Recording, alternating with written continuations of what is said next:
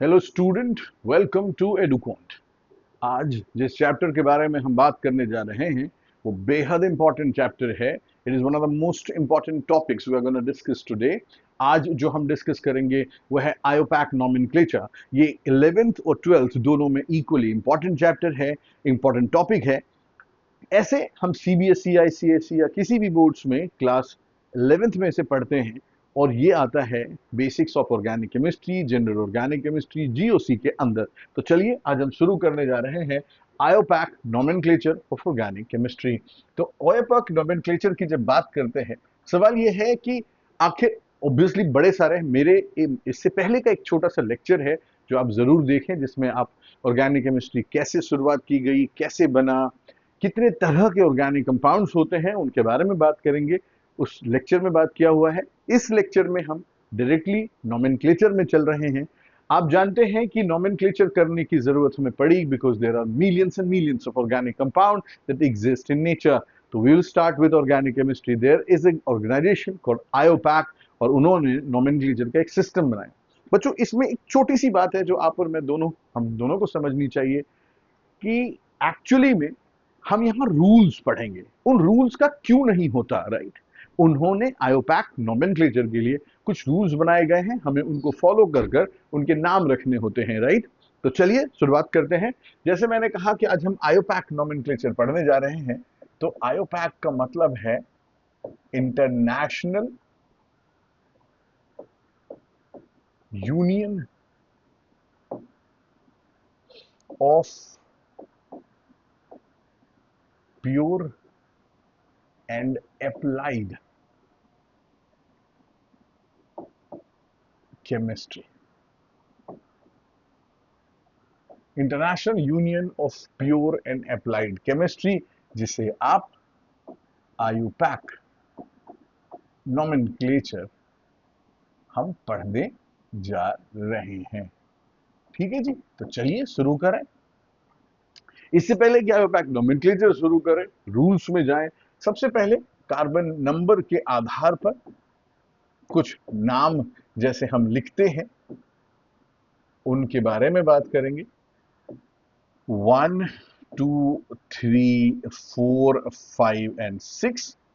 इस तरफ फिर से यहां भी लिख लेते हैं भाई कार्बन नंबर और नेम, किस नेम से आप उसको पुकारते हैं, इसके बारे में बात करने वाले हैं। तो 7, 8, 9, 10, 11, 12। बच्चों, इससे बड़ा भी मिलता है, बड़ा अभी आपके सिलेबस में नहीं आ रहा, तो इसे देखें। तो ऑब्वियसली नेम में 1 को हम मेथ कहते हैं, METH। 2 को एथ कहते हैं, 3 को प्रोप कहते हैं, 4 को ब्यूट कहते हैं, 5 को पेंट, 6 को हेक्स, 7 को हेप्ट, 8 को ऑक्ट, 9 को नोन, 10 को डेक, 11 को अनडेक और 12 को दो डेक के नाम से पुकारते हैं। तो ये सबसे पहले तो ये ध्यान रखना जरूरी है बच्चों, बार बार रिपीट होगा जब हम पेरेंट चेन यानी नाम लिख रहे होंगे कंपाउंड्स का, तो उनमें बार बार मेथ, एथ, प्रोप, ब्यूट, हेक्स, पेंट, इनके नाम बार बार यूज होंगे। तो चलिए कैसे यूज होते हैं, अब हम चलते हैं कुछ रूल्स पे, ठीक है? तो सबसे पहले जब हम रूल्स की बात करेंगे तो मैं इसे हटा रहा हूं बच्चों, आई होप आपने ये देख लिया। तो मैं रूल्स पे चलूंगा और रूल्स की बात करूं तो रूल नंबर 1, रूल 1, रूल 1, इसको बोलते हैं longest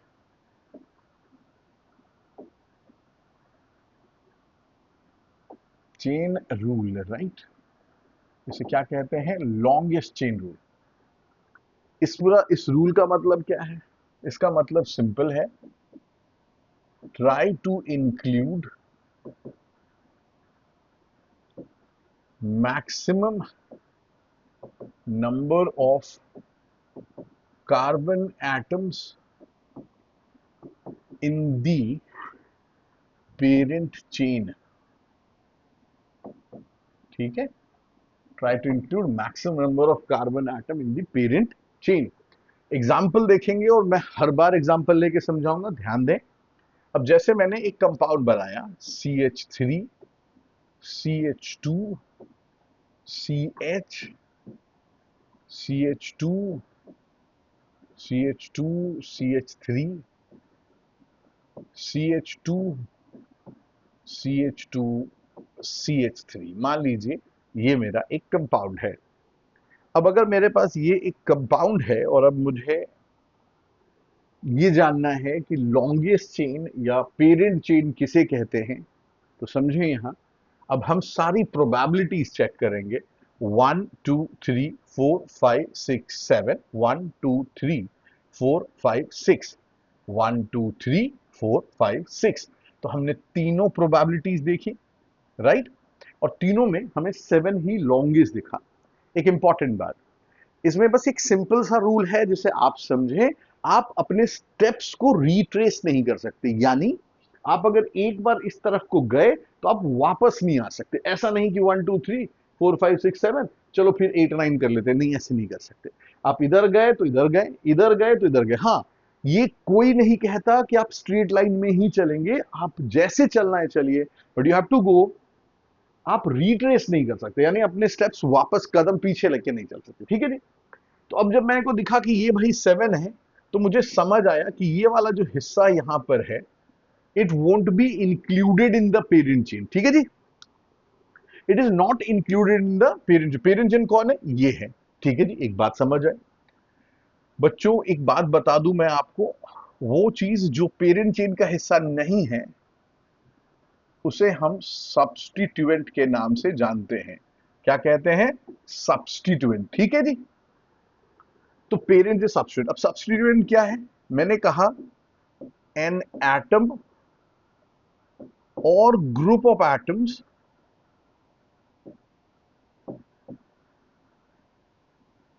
which is not included in the parent chain, right? Which is not included in the parent chain। वो सब्स्टिट्यूएंट जो पेरेंट चेन का हिस्सा नहीं बन पाया उसे क्या कहते हैं आप? सब्स्टिट्यूएंट कहते हैं, ठीक। अब आप एक और बात देखें, यहां पर जब मैं लिखने को गया तो एक सब्स्टिट्यूएंट में भी एक होता है एल्काइल ग्रुप। कुछ सब्स्टिट्यूएंट एल्काइल ग्रुप कहलाते हैं। अब एल्काइल ग्रुप क्या है भाई? एल्कीन जैसा सुनने में साउंड होता है, वैसे ही कुछ है। कहता है ऐसे substituents which have the general formula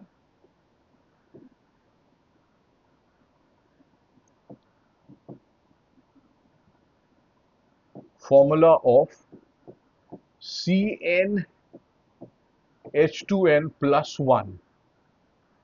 बच्चों अगर आप ध्यान से सोचोगे तो आपको समझ आएगा CnH2n+1 का मतलब है 1 hydrogen less in an alkene. एक हाइड्रोजन एल्कीन में कम हो तो उसे एल्काइल ग्रुप कहते हैं। जैसे भाई मीथेन CH4 होता है, CH3 होगा तो इसे मिथाइल ग्रुप कहेंगे आप। इसी तरह से CH3 एल्केन होता है, मगर अगर आप इसमें एक हाइड्रोजन गायब कर दें तो ये इथाइल होगा।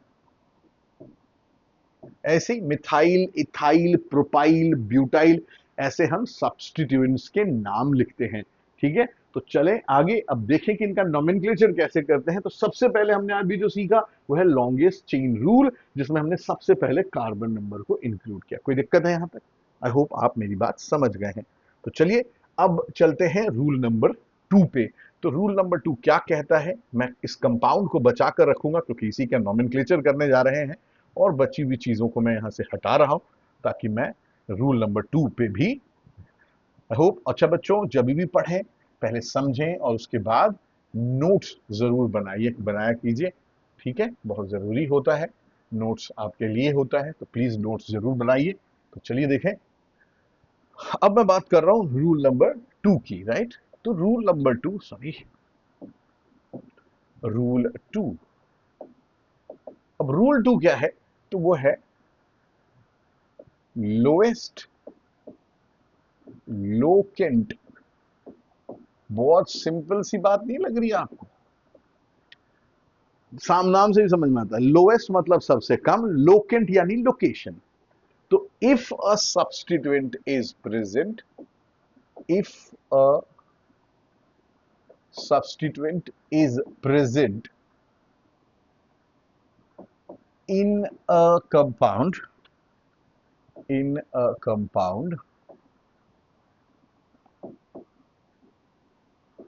try to provide least carbon number to it। इसे लीस्ट कार्बन नंबर प्रोवाइड करने का प्रयास करें। तो चलिए जरा देखें कि लीस्ट कार्बन नंबर हम क्या कहना चाह रहे हैं। अब अगर मैं जरा, ये सब्स्टिट्यूएंट है, इसे लीस्ट कार्बन नंबर, तो मैंने सोचा चलो भाई करके देख लेते हैं। तो मैंने नंबरिंग करी 1 2 3 4 5 6 और 7। तो यानी अगर मैं इस रेड वाले के हिसाब से देखूं तो ये जो सब्स्टिट्यूएंट है भाई उसका पोजीशन है 4, राइट। कितने नंबर पे है वो? 4 पे।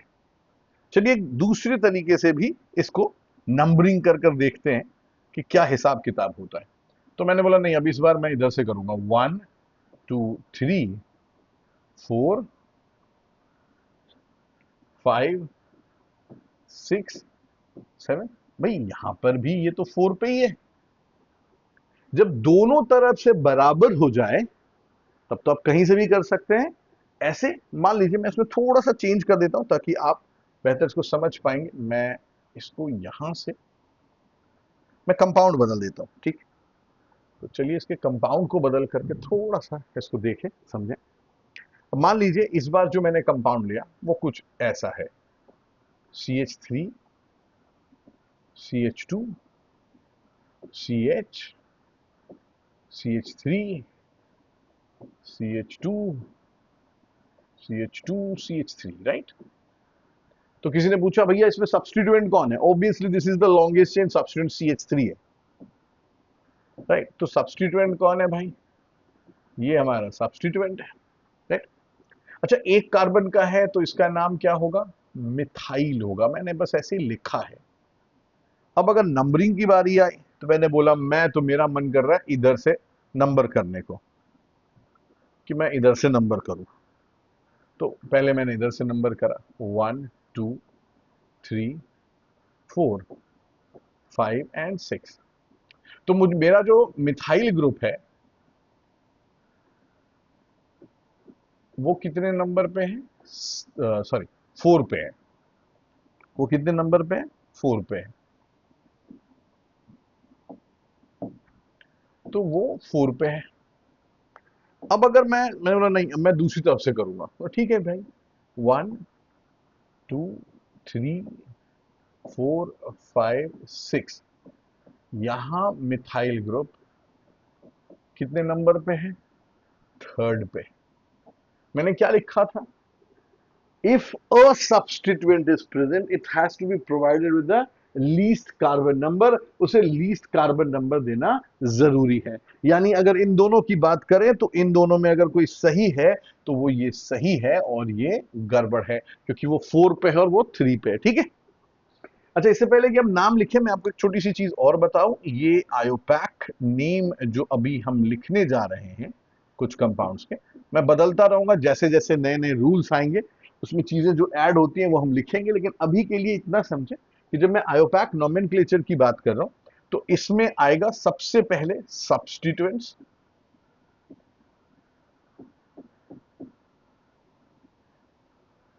और अगर क्योंकि मैंने सब्स्टिट्यूएंट्स लिखा है यानी अगर एक से ज्यादा होगा, अभी हम पढ़ेंगे उसके बारे में, तो अल्फाबेटिकल ऑर्डर फॉलो करते हैं आप उसको लिखते वक्त।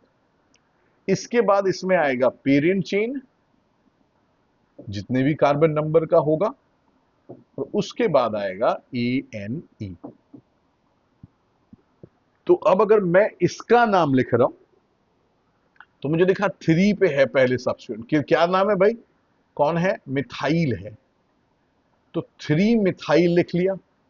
कितने कार्बन का चेन है, 6, तो हेक्सेन है। तो दिस इज 3 मिथाइल हेक्सेन। तो ये 3 मिथाइल हेक्सेन ये हमारा एक कंपाउंड है। ठीक है, तो 3 मिथाइल हेक्सेन देखेंगे आप। तो इसका नाम बना क्या से लिखा, सब्स्टिट्यूएंट का नाम पेरेंट चेन, और क्योंकि अभी एल्कीन पढ़ेंगे, एल्कीन अल्काइन जब आएगा तब बाद में ये भी बदलेगा, तुम देखेंगे। तो ये मैंने एक कंपाउंड किया जो लोएस्ट लोकेन रूल को फॉलो करता है। ठीक है बच्चों, चलते हैं। और इसी से मिलता जुलता एक नया रूल है जिसे कहते हैं लोएस्ट सम रूल। तो अब हम भाई rule number 3, lowest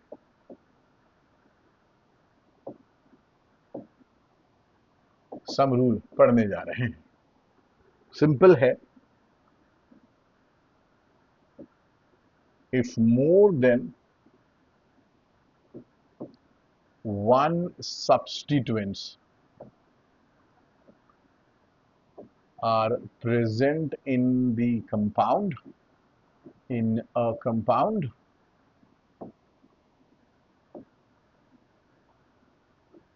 they must be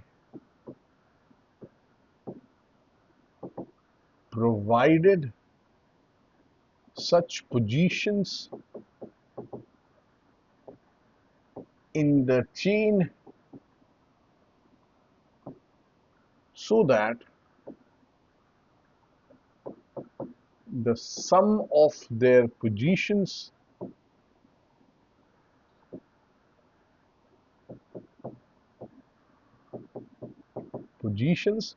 comes least। अब ये क्या मतलब है, एक example and you understand everything. तो चलिए एक एग्जाम्पल ले लें। अब मैंने एक कंपाउंड लिया CH3, CH2, CH, CH3, CH2, CH, CH2, CH3, CH2, CH2, CH2 and CH3। Let's take it like that। ठीक। So obviously we have to first find out the longest chain। मैंने बनाया, obvious बात है, देखेंगे तो आपको ध्यान से देखेंगे, straight chain is the parent chain. तो ऑब्वियसली जो पेरेंट चेन है, सब्स्टिट्यूएंट है, उनको देखें तो मेरे पास 2 सब्स्टिट्यूएंट दिख रहे हैं, एक ये है और एक ये है। बेटा क्योंकि ये एक कार्बन का है, इसका नाम मिथाइल है। समझ आ गया बेटा। एक बात और याद रखिएगा आप लोग, क्योंकि ये 2 कार्बन कंटिन्यूएशन में है, और ये एक बहुत इंपॉर्टेंट रूल है, पेरेंट चेन से जुड़ा जो भी कार्बन है वो कार्बन 1 है, तो 1 और 2 कंटिन्यूएशन में है, तो 2 है कार्बन, तो 2 कार्बन का नाम इथाइल है, हमें पता है। ठीक, अब नंबरिंग की बारी आई भाई, नंबर करें।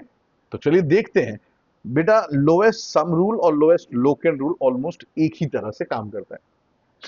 अब मैंने जब इसमें मन किया, मैंने बोला एक काम करते हैं, 1 2 3 4 5 6 7 8 और 9।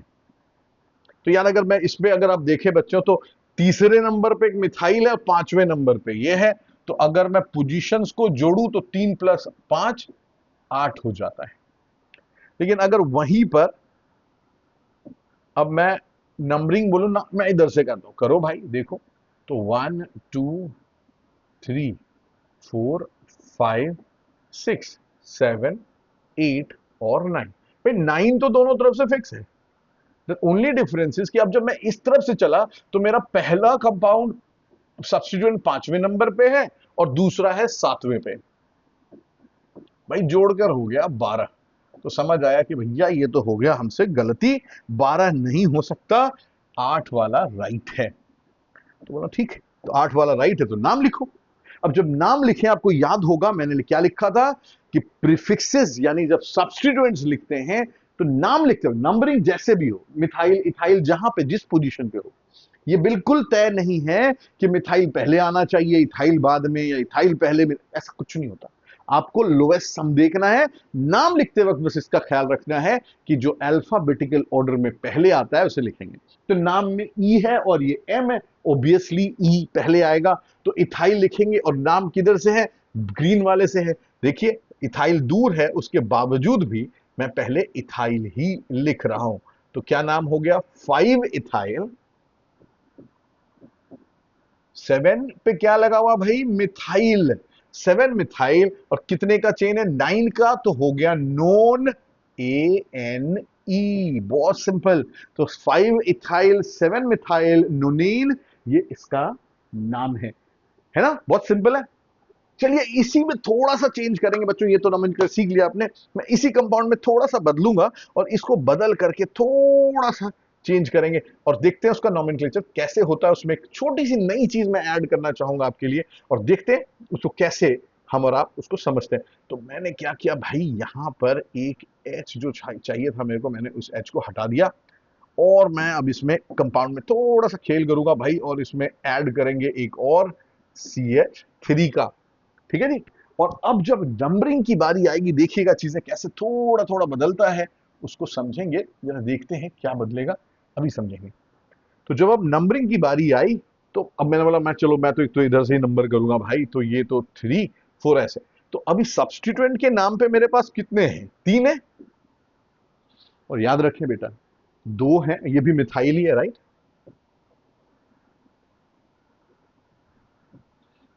अगर मैं ग्रीन से चलूं तो 2 बार 3 3 जोड़ूंगा, तो क्या जोड़ूंगा, 3 प्लस 3, सॉरी 3 प्लस 3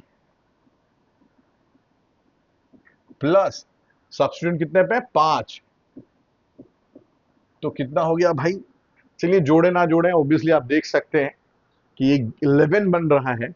और अगर मैं उस ऊपर वाले से करता तो 5 प्लस 7 प्लस 7, ये बहुत बड़ा नंबर हो गया, देखते ही पता चल जाता है, ऐड करने की क्या जरूरत पड़े। लेकिन ऐड करके भी देखना, आप देखें ऑब्वियस बात है। तो ऑब्वियस बात है ये सही है वो गलत। यहां जो मुझे एक छोटी सी चीज आपको बतानी थी वो ये थी कि अब जैसे मन में एक सवाल आता है कि सर अभी तो क्या हुआ, 2 बार मिथाइल है, तो हम 2 को लिखने के लिए डाई, 3 को लिखने के लिए ट्राई का इस्तेमाल करते हैं, dimethyl, diethyl, dipropyl, trimethyl, like that. लेकिन क्या डाई मिथाइल जब मैंने बोला तो डाई तो डी से शुरू होता है, तो क्या मुझे डाइमिथाइल बोलने का मतलब ये हो गया मेरे लिए कि मैं यहां पर डी, डाइमिथाइल है तो क्या मैं डी को कंसिडर करूं, तब तो वो इथाइल से पहले लिखना पड़ेगा। बोलता है नहीं ऐसा नहीं होता। बोला क्या होता है भाई, बोलता है द अल्फाबेट्स, मैं यहां लिख रहा हूं बच्चों ये अलग से है कि the alphabet of di tri ETC are not taken into consideration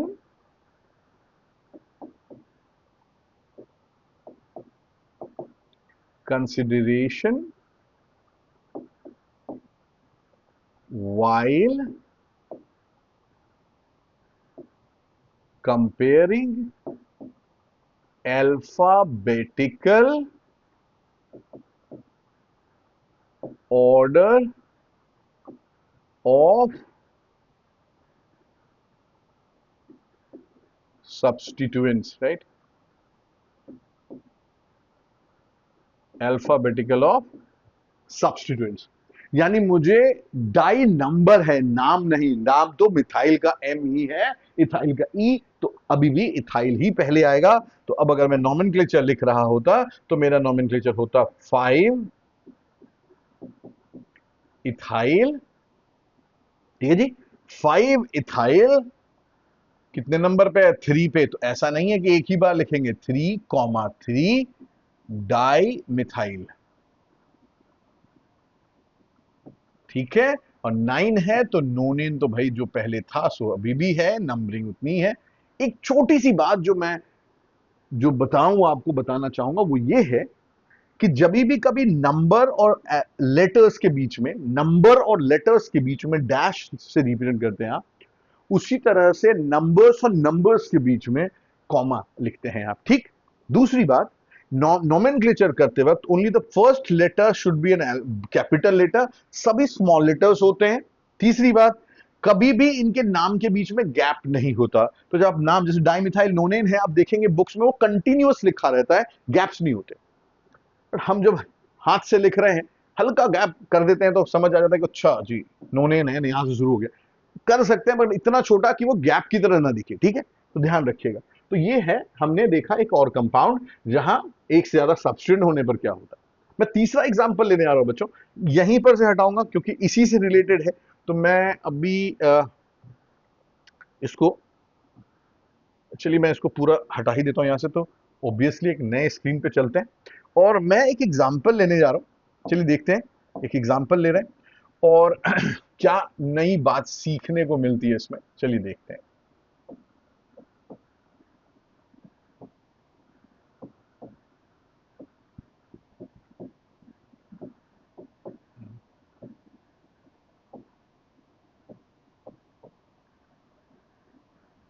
ठीक, तो बोला ठीक है जी, longest chain obviously straight line है। बच्चों आपको करके देखना है, क्योंकि मैं बना रहा हूं मुझे पता है, तो मैं एग्जांपल्स ले रहा हूं, मुझे पता है स्ट्रेट लाइन ही है तो मैंने ले लिया। Otherwise you have to count it, right, 1 2 3 4, अब जैसे 5 6, बोले सर इधर भी है इधर भी देखिए, हाँ तो किधर भी जाइए एक ही बात। बच्चों याद रखिएगा, जब आप नोमेनक्लेचर कर रहे हैं, एक कंपाउंड के दो नाम नहीं हो सकते बस, उसके अलावे आप जैसे भी करें। अब मैंने ये किया, मुझे समझ आया कि भैया ये है इथाइल और ये है मिथाइल, राइट, ठीक, बढ़िया। चलिए दूसरा काम क्या करते हैं, लोएस्ट सम रूल देखते हैं भाई।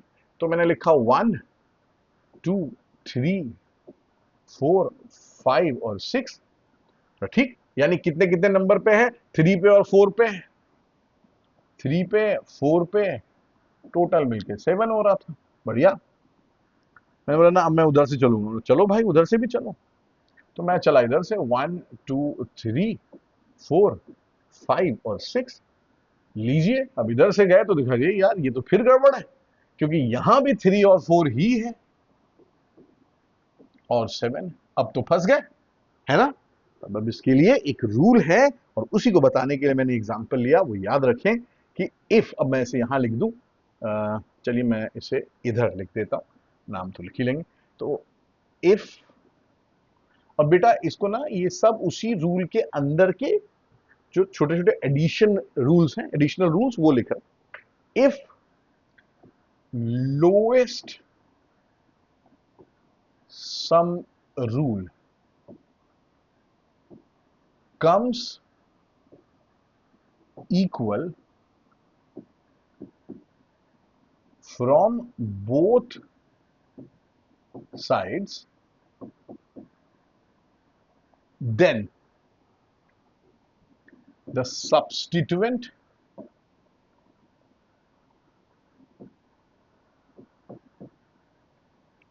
which comes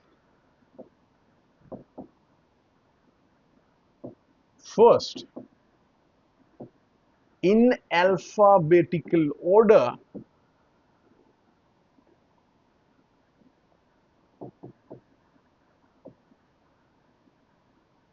is provided with least carbon number. यानी अब अगर मैं इसे जानने की कोशिश करूं, तो ये कहता है कि अल्फाबेटिकल ऑर्डर में जो पहले आता है उसे कम नंबर दें। यानी तब अगर मैं इधर रेड वाले से देखूं तो मिथाइल 3 पे, इथाइल 4 पे, इथाइल ई है, अल्फाबेटिकल पहले है, इसे कम नंबर देना था। यानी इसका मतलब अगर मैं इस हिसाब से सोचूं, जो मैं जिस हिसाब से मैंने लिखा है, तो इस हिसाब से अभी ये गलत हो गया हमारा। और भाई ये जो ग्रीन वाला हिस्सा है जो अभी हमने वहां लिखा था, ये राइट हो गया। तो अब इसका नाम लिखना बहुत सिंपल, जैसे मैंने आपको पहले भी कहा, अल्फाबेटिकल ऑर्डर। तो हमने क्या देखा भाई, कितने नंबर पे इथाइल है, 3 पे, तो इसका नाम है 3 इथाइल 4 मिथाइल। भाई कितने हैं, हेक्सेन 6 है, तो हेक्सेन। ये है हमारा इस कंपाउंड का नोमेनक्लेचर। तो हमने क्या सीखा, अगर लोएस्ट सम इक्वल हो तो अल्फाबेटिकल ऑर्डर को वैल्यू करते हैं, नहीं तो अल्फाबेटिकल ऑर्डर अगर फॉलो हो रहा है आप उसी को फॉलो करेंगे, बाद में जाएंगे इस पे। कोई दिक्कत है इसको, आई होप ये समझ गए होंगे आप। तो ये जो चीजें थी, ये जो आपने रूल्स पढ़े हैं अभी आपने, ये रूल्स सिंपलेस्ट रूल्स हैं बच्चों। आपने आज रूल नंबर 1, 2 एंड 3 पढ़ा, ठीक है। तो अभी चलते हैं रूल नंबर 4 पे, और वो इंटरेस्टिंग भी है, मजेदार भी, और अब कुछ नया। आप 10वीं से जब 11वीं आते हैं, अब जो पढ़ेंगे वो नया पढ़ेंगे। यहां तक आई होप आपने 10th में भी पढ़ा है, इतनी बातें तो हमने पहले भी की है। तो चलिए चलते हैं रूल नंबर 4 पे, जो कि एक बेहतरीन रूल है। तो चलिए जरा देखें, हमने कहा कि हम पढ़ रहे हैं रूल 4। इंटरेस्टिंग है, प्रैक्टिस की जरूरत पड़ेगी इसमें। थोड़ा सा अगर मैं कहूं तो पूरे नोमेनक्लेचर का एक इंपॉर्टेंट हिस्सा भी है और थोड़ा लेंदी भी है। तो चलिए देखें जरा। तो हमने यहां पर क्या पढ़ना है भाई, तो naming an organic compound with complex substituent, complex substituent with complex substituent। तो चलिए देखें कैसे करते हैं। बहुत सिंपल है, मुश्किल नहीं है, आसान है। सबसे पहली बात तो दिमाग में एक बात जो आ जाती है, ये कॉम्प्लेक्स सब्स्टिट्यूएंट है क्या, राइट।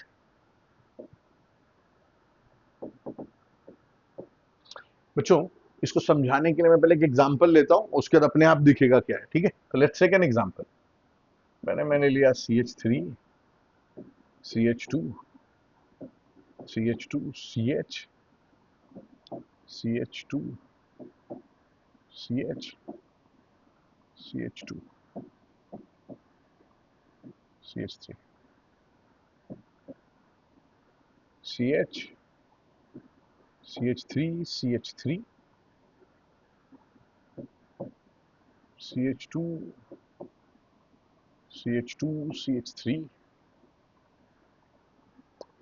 अब मेरे पास ये एक कंपाउंड है, मुझे इसका नोमेनक्लेचर करना है। और चलिए मैं इसमें एक और छोटा सा बदलाव कर देता हूं। तो मैं थोड़ा सा इसमें बदलाव करके इसको थोड़ा सा बेटर और थोड़ा थोड़ा सा कॉम्प्लिकेट करता हूं, थोड़ा सा एक और सब्स्टिट्यूएंट मन किया कि मैं ऐड कर दूं। तो मेरे पास इस पूरी कहानी में जो आप दिख रहा है, इसमें मुझे दिखा लॉन्गेस्ट चेन ढूंढना है भाई। तो मैं सोचा 1 2 3 4 5 6 7 8 9, 1 2 3 4 5 6 7 8 9 अभी तक लॉन्गेस्ट है। 1 2 3 4 5 6 7 8, तो 9 इज द लॉन्गेस्ट। और जैसे मुझे 9 लॉन्गेस्ट मिला, मुझे समझ आया कि मेरा ये सब्स्टिट्यूएंट है। और बहुत कमाल है कि ये भी एक सब्स्टिट्यूएंट है, ये पूरा एक सब्स्टिट्यूएंट है, ये एक सब्स्टिट्यूएंट है, ठीक है जी।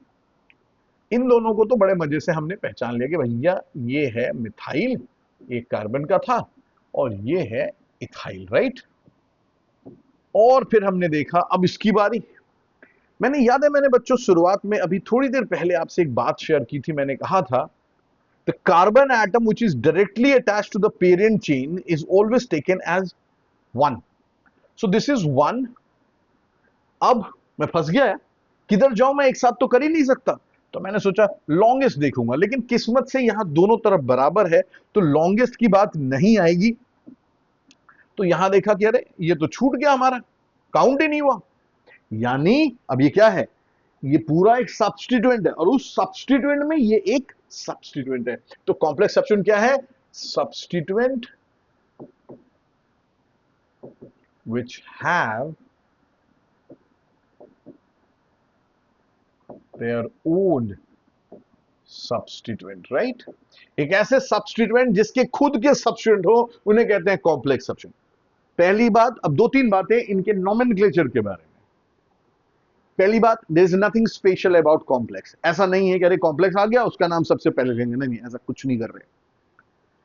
दूसरी बात, इसका नाम कैसे लिखते हैं उसको जानना बड़ा जरूरी है, वही मेन हिस्सा है। अब देखिए इसमें, जैसे मान लीजिए मुझे इसका नाम लिखना है इथाइल मिथाइल, तो इसका नाम क्या है? मैं आपको एक बात बताता हूं, ये बहुत जरूरी है समझना, कि जब मैं इसका नाम लिख रहा हूं तो थोड़ी देर के लिए भूल जाइए कि ये किसी चेन का हिस्सा है। अगर मैं सोच लूं कि मैंने नंबरिंग कर दी है, मुझे इसका नाम लिखना है, मान लीजिए ऐसा, तो आप क्या लिखेंगे? अरे यार यहां 1 पे मिथाइल है तो मैं लिखूंगा 1 मिथाइल, और मेरा मन का अच्छा जी 1 मिथाइल है, फिर क्या है, 2 कार्बन है, इथेन है, तो मैं इथेन लिखने ही वाला था कि मेरे दिमाग में अरे नहीं यार ये तो सब्स्टिट्यूएंट है ना, तो इथेन ना लिख के क्या लिखेंगे? इथाइल। बस ये है इसका नाम। एक खास बात यह है कि कॉम्प्लेक्स सब्स्टिट्यूएंट, और वो मैं लिख रहा हूं आपके लिए, कॉम्प्लेक्स सब्स्टिट्यूएंट्स आर रिटन, जब भी आप इसका नाम लिखेंगे विद इन ब्रैकेट्स लिखते हैं आप, ठीक है जी। एक दो खास बातें भी हैं, क्या तो मैं बताऊंगा, लेकिन अभी अब इसका नाम लिखना हो तो अल्फाबेटिकल मिथाइल मिथाइल इथाइल, तो ई सबसे पहले। अभी तो पहले नंबरिंग करेंगे, लोएस्ट सम रूल चेक करते हैं। चलिए जी लोएस्ट सम रूल चेक करें। तो मेरा मन क्या, मैं इधर से चलूं, 1 2 3 4 5 6 7 8 9। तो भाई रेड वाले से पहला सब्स्टिट्यूएंट कितने नंबर पे आया? चौथे पे, राइट। तो 4, ये वाला इथाइल। फिर कितने नंबर पे आया? 6 नंबर पे। फिर कितने नंबर पे आया? 8 नंबर पे। अब बच्चों ऐड नहीं करना, इतने बड़े नंबर हो जाए, आप ऐड करके क्या देख रहे हैं? अभी दिखेगा आपको, ऐसी ऐसी आप चेक कर सकते हो, इसमें जरूरत ही नहीं पड़ती। 1 2 3 4 5 6 7 8 एंड 9। अब ग्रीन वाले से देख लें, तो भैया ग्रीन वाले से देखा तो पहला कितने नंबर पे है? 2 नंबर पे, लीजिए जी 4 से छोटा हो गया। दूसरा कितने नंबर पे है? 4 नंबर पे, लीजिए 6 से भी छोटा है। और तीसरा कितने नंबर पे? 6 नंबर पे। तो ऑब्वियसली बच्चों इसको देखते ही पता चल जाता है कि ये सही है और जो मैंने उधर किया था वो गलत है। नंबर्स अपने आप बड़े छोटे दिख जाते हैं, इसमें ऐड क्यों करना?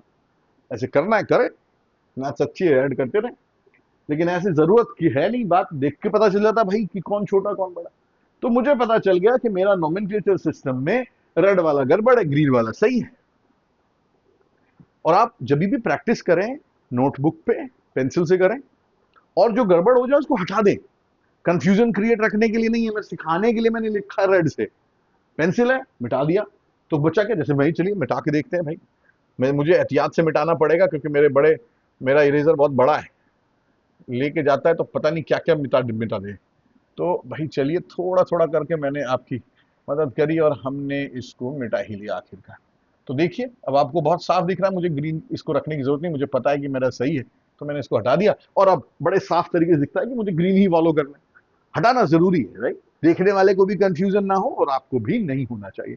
अब मुझे इसका नाम लिखना है, मुझे पता है इथाइल पहले है, नंबर में भले ही वो छठे नंबर पे है लेकिन नाम सबसे पहले है, तो मैंने लिखा 6 इथाइल, ठीक है जी। अब फिर कौन सा है? अब भाई दोनों एम एम है, तो बेटा जो नंबर कम हो उसे पहले लिखते हैं। तो नंबर कम कौन है? 2। तो 2 मिथाइल। मैं बच्चे इसको जरा यहां से हटा दूं, नहीं तो आपको भी देखने में सुविधा नहीं होगी और मुझे भी। तो ऐसे घेर दे रहा हूं, ऐसे है मिथाइल। 6 ethyl, 2 methyl. अब किसका नाम? इसका।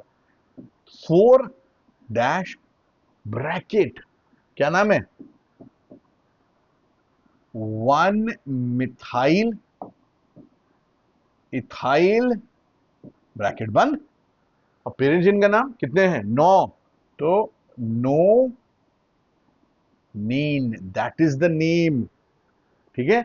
6 ethyl, 2 methyl, 4 1 methyl ethyl nonyne, that is the name of your compound in this. कोई दिक्कत तो नहीं यहां तक?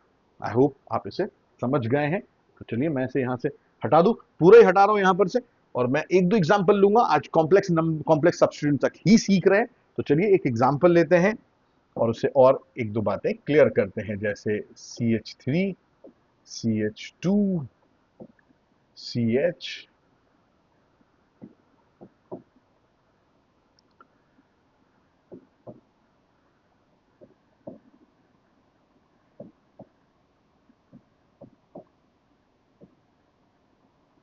चलिए एक एच यहां से हटाते हैं, तो मैंने सी ले लेना है।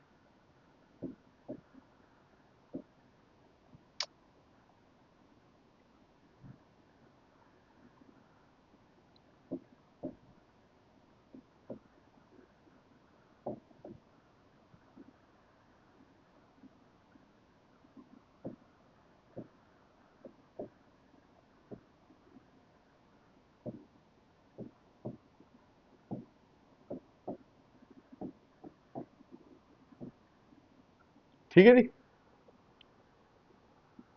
मैं थोड़ा सा और चेंज करूं इसमें कंपाउंड में।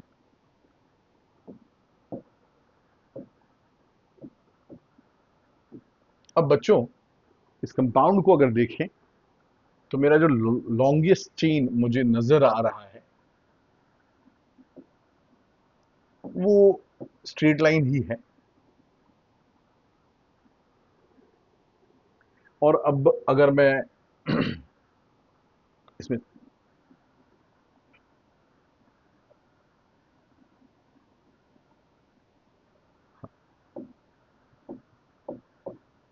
तो अगर मैं इसके लॉन्गेस्ट चेन को देखूं तो मुझे दिख रहा है कि इसका लॉन्गेस्ट चेन जो है वो स्ट्रेट लाइन है। ठीक है जी, तो चलिए अब जरा इसके नोमेनक्लेचर को समझने का प्रयास करते हैं, ये कैसे होगा। तो ऑब्वियसली सबसे पहले तो सब्स्टिट्यूएंट कौन कौन से हैं, तो मेरे पास एक ये सब्स्टिट्यूएंट है जो मिथाइल है, एक ये है जो इथाइल है, एक ये है और एक ये है। तो ये मिथाइल है, मैं बस एमी लिख के छोड़ रहा हूँ, मिथाइल है। ये ईटी इथाइल ऐसे भी रिप्रेजेंट करते हैं, एमी से मिथाइल और ईटी से इथाइल। अब इसमें करेंगे तो मुझे दिखा 1 2 और 3, तो भैया इसका नाम क्या, तो ये भी छूटा ये भी छूटा। 2 पे क्या है, दो बार मिथाइल है, तो इसका नाम हो जाएगा 2 2 डाई मिथाइल, और 3 कार्बन का है तो प्रोपाइल। ठीक है जी। अब एक दो बातें हैं बच्चों जो इसको समझने के लिए हैं, जो मैं आपको बताऊं। पहली बात, अब ये रूल की तरह है, समझिए जरा।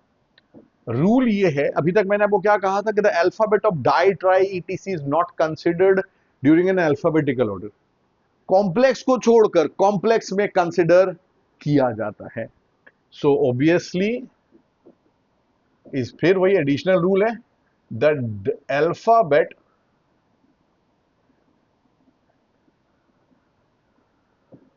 alphabet of di tri etc are included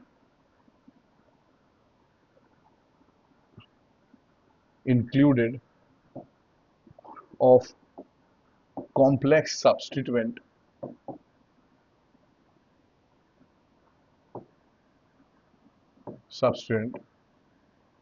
while comparing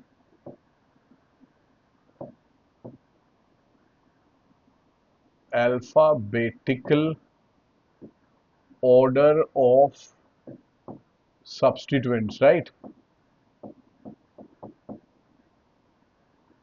यानी अगर आप अल्फाबेटिकल ऑर्डर ऑफ सब्स्टिट्यूएंट को देख रहे हैं तो मेरे को सिर्फ कॉम्प्लेक्स, और कहीं नहीं होता, सिर्फ कॉम्प्लेक्स में होता है, तो कॉम्प्लेक्स में देखने का मौका मिला। तो सबसे पहले तो जैसे आप लोएस्ट सम रूल देखते हैं, तो चलिए जी देखें। मेरा मन किया कि भाई मैं इधर से चलूं, तो ठीक है जी, 1 2 3 4 5 6 7 8 9।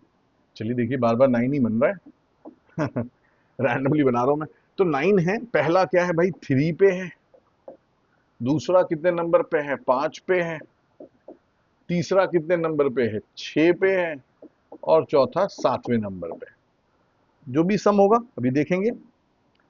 पहले भी मैंने बोला कि आपको सम करने की जरूरत नहीं पड़ती है, आप इसे यूं भी देख सकते हैं। 4 5 6 7 8 9 है, राइट। अब अगर मैं ग्रीन वाले से चलूं तो पहला मेरा 3 पे है, दूसरा मेरा 4 पे है, तीसरा 5 पे है और चौथा 7 पे। देख के पता चला भैया ये सही है, कम नंबर है, और ये मेरा गड़बड़ हो गया, राइट। और मैंने क्या कहा था अभी 2 मिनट पहले आपको कि जब आप अल्फाबेटिकल ऑर्डर की बात करेंगे तो ये डाई है, डाई ई से भी पहले आता है, सिर्फ कॉम्प्लेक्स सब्स्टिट्यूएंट का डाइट्राई मतलब रखा जाता है उससे। तो अब अगर मुझे नॉमेनक्लेचर लिखना हो तो मेरा सबसे पहला नाम 5 डैश ब्रैकेट के अंदर 2 जो है डाई मिथाइल प्रोपाइल ब्रैकेट बंद। अब देखिए ना यहां मिथाइल 2 बार है, मैं डाइमिथाइल लिखूंगा लेकिन लिखूंगा इथाइल के बाद, क्योंकि डाइमिथाइल का डी कंसिडर नहीं होता। तो ये कितने नंबर पे है भाई? 3 पे है इथाइल, तो पहले इथाइल, 3 इथाइल। फिर कितने नंबर पे है? मिथाइल है 4 पे, कॉमा 7 पे डाई मिथाइल, और 9 है तो भाई नोन, ए एन ई, नोनिन। तो 5 पे 2 डाइमिथाइल प्रोपाइल, 3 पे इथाइल, 4 और 7 पे मिथाइल। मैंने पहले बोला है ये रेड वाले को मिटा दिया करें आप, बेहतर होगा। ये नॉमेनक्लेचर में गया। आई होप आप इसे समझ गए हैं, कोई दिक्कत तो नहीं है इसे। इसमें ही मैं एक छोटा सा बदलाव करूंगा, आई होप ये समझ गए। मैं इसको हटाकर एक छोटा सा बदलाव करूंगा नॉमेनक्लेचर में, और मैं आपके साथ इसको थोड़ा सा बदलते हैं, ठीक है? तो चलिए देखते हैं कैसे क्या बदलता है, इसमें क्या मुझे बदलना है, मैं वो आपके साथ शेयर करना चाहूंगा। अब देखिए जरा क्या होता है, मैं इसी में थोड़ा बदलाव कर लूंगा, ज्यादा नहीं बदलेंगे इसको, थोड़ा सा बदलना है मुझे ताकि मैं आपको एक नई बात सिखा सकूं।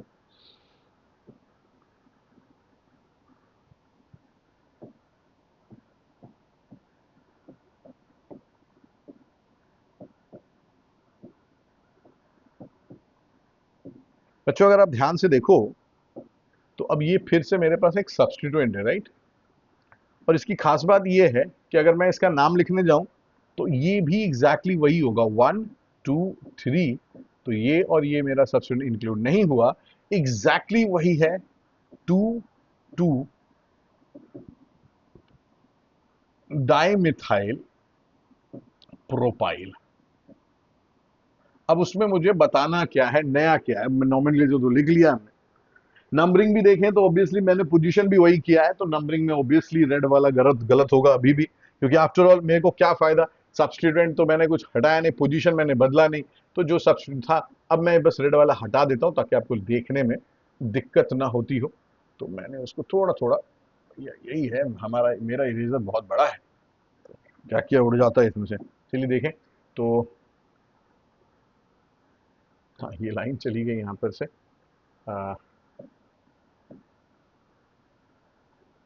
ये लाइन भी चली गई थी यहाँ पर से, ये भी CH2 है, वो देखा।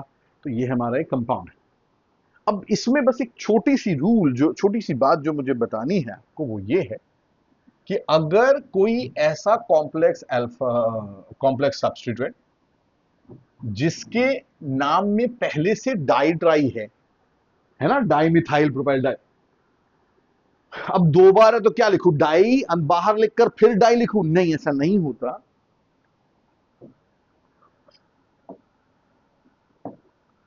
If a complex substituent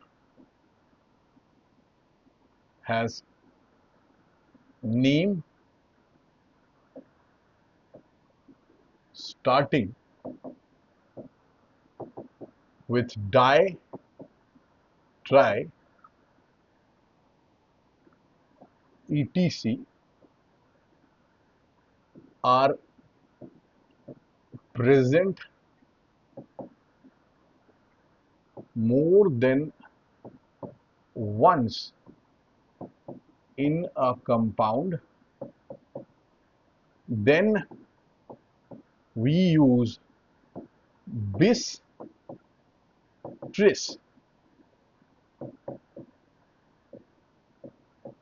tetra kiss etc to represent the number of times same substituent is present। कि कितनी बार वो है उससे रिप्रेजेंट करने के लिए, 2 बार है तो बिस, 3 बार है तो 3, 4 बार है तो टेट्राकिस। तो अभी यहां क्योंकि 2 बार है और मैंने बोला था डाई को तो पहले लिखेंगे, तो चलिए लिखते। तो कितने नंबर पे? 4 और 5 पे है, तो इसका नाम होगा, देखिए 4,5 बिस, बिकॉज इट इज ट्वाइस बिस।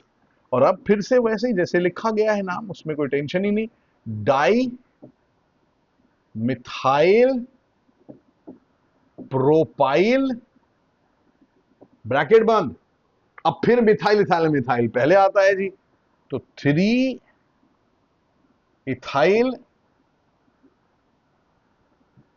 7 मिथाइल और 9 है तो नॉन ANE, ये इसका नाम। बच्चे मैं इसका नाम यहां से हटा देता हूं, नहीं तो आपको नाम देखने में कंफ्यूजन ना हो जाए। ऐसे आपने पहले देख लिया कि उसका असली नाम क्या है, वो आप देख चुके हैं, तो मैं बस यहां से इसको हटा रहा हूं, ठीक है जी। तो इससे आपको पता चल गया कि हाँ इसका नाम क्या है, 4,5 bis। why bis? because it is represented twice, there it is present in 2 in number, so bis 2,2 dimethyl propyl 3 ethyl 7 methyl nonane। बच्चों इसके साथ साथ हम हमारे वेबसाइट पे जाकर के आप डेफिनेटली इस पे एक्सरसाइजेस देख सकते हैं, उसे सॉल्व कीजिए, और जो भी क्यूरी हो आप प्लीज हमें कांटेक्ट करें, हमारे वेबसाइट के थ्रू कांटेक्ट कर सकते हैं, हमारा व्हाट्सएप नंबर है उसके थ्रू कांटेक्ट कर सकते हैं। आज के लिए मैं यहीं रुकूंगा, हमारे नोमेनक्लेचर में सेकंड लेक्चर पे मुलाकात करेंगे जहां हम मल्टीपल बॉन्डेड कंपाउंड्स, उसके बाद फंक्शनल ग्रुप, फिर साइक्लिक स्ट्रक्चर, फिर बेंजीन के नोमेनक्लेचर्स हैं, बहुत सारे बचे हुए हैं, अभी हम देखेंगे आगे नेक्स्ट लेक्चर में बात करेंगे। तो चलिए आज के लिए बस इतना ही। आई होप आपको ये लेक्चर पसंद आया हो और समझ आई हो बातें। अगर लेक्चर पसंद आया हो और समझ आया हो तो प्लीज वीडियो को लाइक करें, सब्सक्राइब करें और प्लीज कमेंट जरूर करें, बताएं हमें कि कैसा लगा। Thank you very much.